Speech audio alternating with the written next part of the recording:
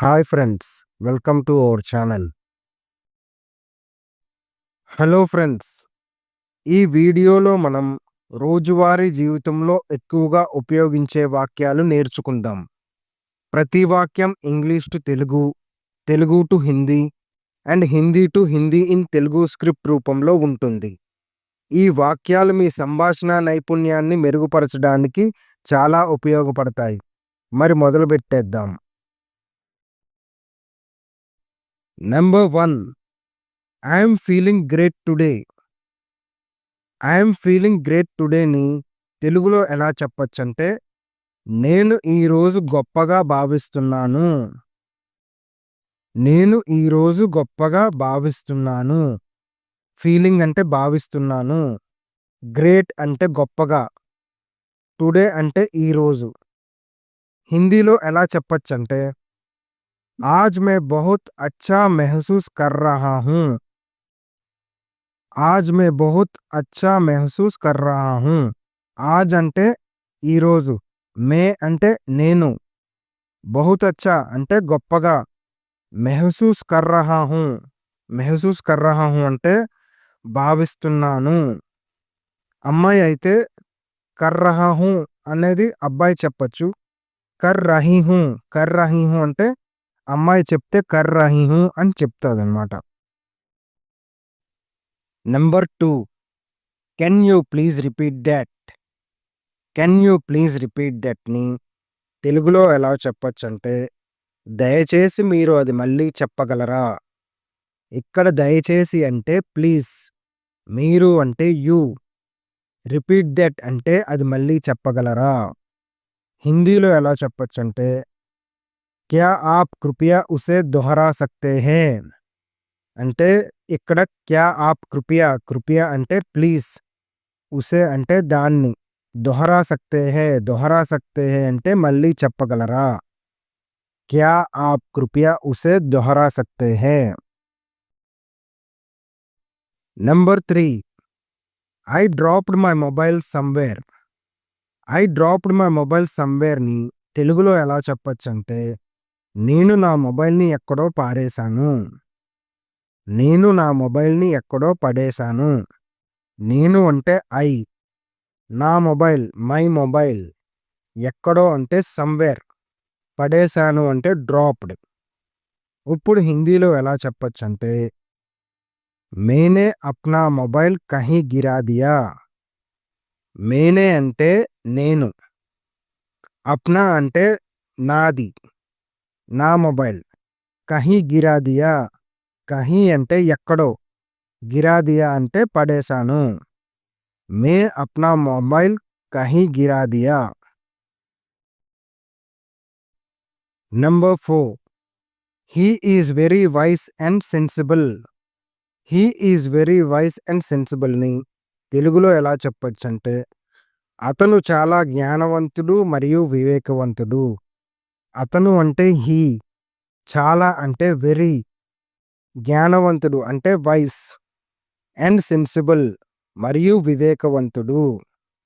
హిందీలో ఎలా చెప్పొచ్చంటే, वो बहुत बुद्धिमान और समझदार है.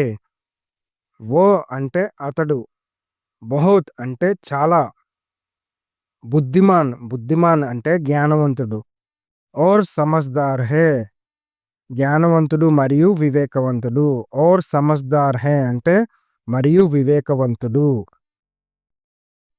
నెంబర్ 5, తారా కుక్స్ డిలీషియస్లీ. తారా కుక్స్ డిలీషియస్లీని తెలుగులో ఎలా చెప్పొచ్చంటే, తార రుచికరంగా వంట చేస్తుంది. ఇక్కడ రుచికరంగా అంటే డిలీషియస్లీ. హిందీలో ఎలా చెప్పొచ్చంటే, తారా స్వాదిష్ట్ ఖానా బనాతీ హే. ఇక్కడ స్వాదిష్ట్ అంటే రుచికరంగా, ఖానా బనాతీ హే అంటే వంట చేస్తుంది. తారా స్వాదిష్ట్ ఖానా బనాతీ హే. Number 6, we made it together. We made it టుగెదర్ని తెలుగులో ఎలా చెప్పొచ్చంటే, మేము దాన్ని కలిసి చేశాము. ఇక్కడ మేము అంటే వి, దాన్ని ఇట్, కలిసి చేశాము. కలిసి అంటే టుగెదర్. చేశాము అంటే మేడ్. మేము దాన్ని కలిసి చేశాము. హిందీలో ఎలా చెప్పాలంటే హమ్‌నే ఇసే మిల్‌కర్ బనాయా. హమ్‌నే అంటే మేము. ఇసే అంటే దాన్ని. మిల్‌కర్ అంటే కలిసి. బనాయా అంటే చేశాము. హమ్‌నే ఇసే మిల్‌కర్ బనాయా. Number 7 he feels tired after work. He feels tired after వర్క్‌ని తెలుగులో ఎలా చెప్పొచ్చంటే పనయ్యాక అతనికి అలసటగా అనిపిస్తుంది. ఇక్కడ పనయ్యాక అంటే ఆఫ్టర్ వర్క్. అతనికి అంటే హీ. అలసటగా అంటే టైర్డ్. అనిపిస్తుంది. అనిపిస్తుంది అంటే ఫీల్స్.